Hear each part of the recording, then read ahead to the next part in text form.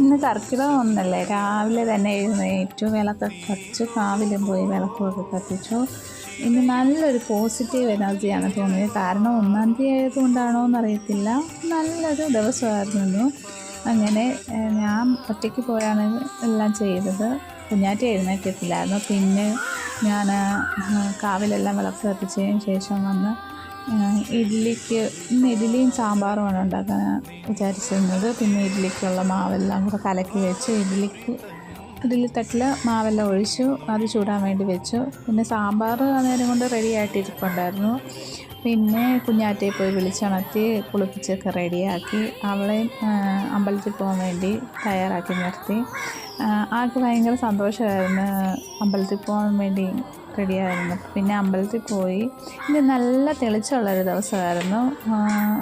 സാധാരണ കർക്കിടക മാസമൊക്കെ തുടങ്ങുമ്പോൾ നല്ല മഴയോടുകൂടിയാണ് തുടങ്ങുന്നത്.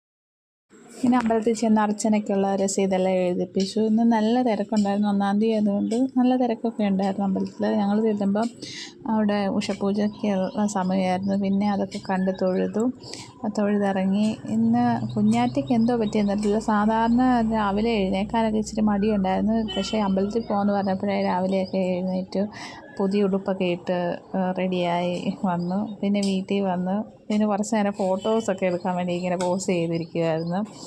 ആൾ എന്തായാലും ഇരുന്നൊക്കെ തന്നു ഫോട്ടോ എടുക്കാൻ വേണ്ടി. പിന്നെ വിശക്കുന്നെന്ന് പറഞ്ഞു. പിന്നെ ഞാൻ പെട്ടെന്ന് തന്നെ ഇഡ്ഡലിയൊക്കെ കൊടുത്തു, സാമ്പാറും ഒക്കെ കഴിച്ചു. ആൾക്ക് ഇഡ്ഡലി സാമ്പാറൊക്കെ ഭയങ്കര ഇഷ്ടമാണ്. അപ്പോൾ അത് തന്നെ ഇന്ന് ലഞ്ചിന് കൊടുത്തയക്കാമെന്ന് വിചാരിച്ചു. അങ്ങനെ അതെല്ലാം തയ്യാറാക്കി വെച്ചു. പക്ഷേ ഇന്ന് പോകാനൊരു മടിയൊക്കെ കാണിച്ചു കുറച്ച് നേരം. എന്താണെന്നറിയില്ല, തലേദിവസം വിടാത്തതുകൊണ്ടായിരിക്കും ഇന്ന് പോകാനൊരു മടിയൊക്കെ കാണിച്ചു. പിന്നെ സ്നാക്സായിട്ട് ഈ മുറുക്കാണ് കൊടുത്തു വിട്ടത്. അങ്ങനെ ലഞ്ച് ബോക്സെല്ലാം